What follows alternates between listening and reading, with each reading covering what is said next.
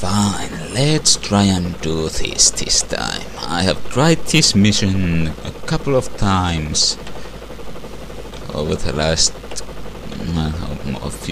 few times over the last couple of days, and I've met with colossal failure.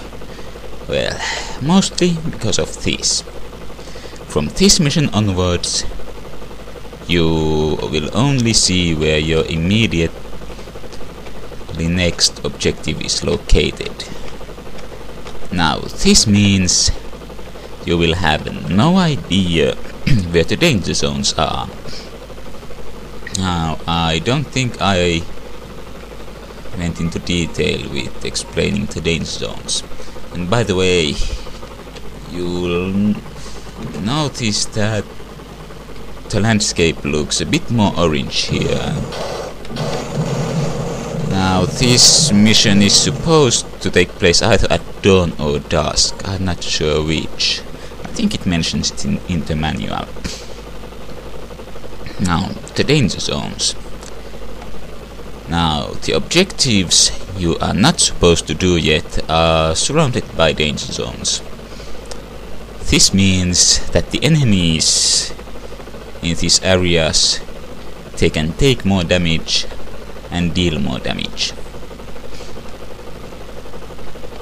Basically, you get killed very easily in these danger zones.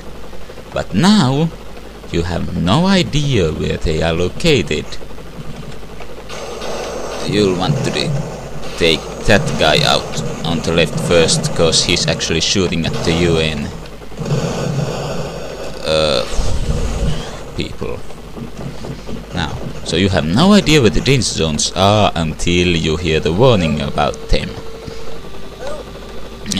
We're back with the slow as winch. Hey, would you happen to be a UN peacekeeper perhaps?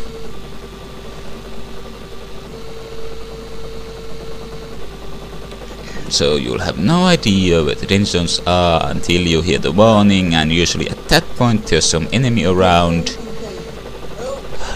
tearing you to shreds. And for fun, let's... Come on. What? You can't aim at... You can't hit the UN truck. Well, whatever. Now, another addition in this mission are these grassy areas. We'll see more of these in the future. Oh, fudge. Okay.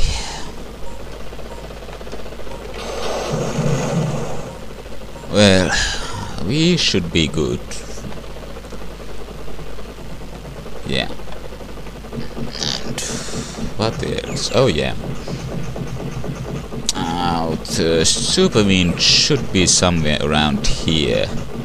Let's just hope I don't end up destroying more fuel drums. Now, you'll want to stay away from these high-rise buildings you see here, because they are designated as civilian buildings. Same goes for the minarets we saw earlier. And besides, destroying them won't do any good either, since... Oh, there's the winch. Since you'll just wreck them a little, and they'll still live high enough ruin that you can bump into them.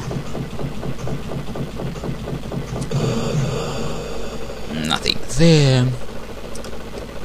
And next, we're heading for the biological weapons. I guess, well, either these UN inspectors managed to do their jobs, or the American intelligence is in turbo mode here, since, well, in the previous mission we were told exactly where the chemical weapons plant was, and here we get the location of biological weapons plant. And I think in the next mission we have nuclear weapons. Ooh. extra chopper. I'll have that, thank you. Let's see. Also, I think the extra lives will be counted in the next mission, not for this one. Let's wreck some more. Low fuel. Let's see if... well, that helps obviously. Really? Yeah. So, a few people seem to latch on to what I mentioned about the G.I. Joe live-action movie being made, and it seems to be heading in a nice direction.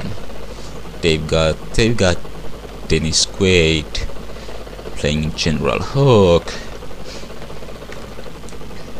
and well, let's get the map. Actually, show me where the landing zone is. We'll go to the right one, I guess. Actually, let's go left. That'll make the trip to the biological weapons shorter. So they got Dennis Quaid playing General Hawk. He seems quite a bit older than the rest of the cast, but I'm fine with that. You know, the comics were always in the usual time limbo where no one really got old until unless we're speaking of, well, kids. I mean, they never really established how old anyone is or how old someone is in relation to someone else. And what else? Well, they got Arnold Vosloo.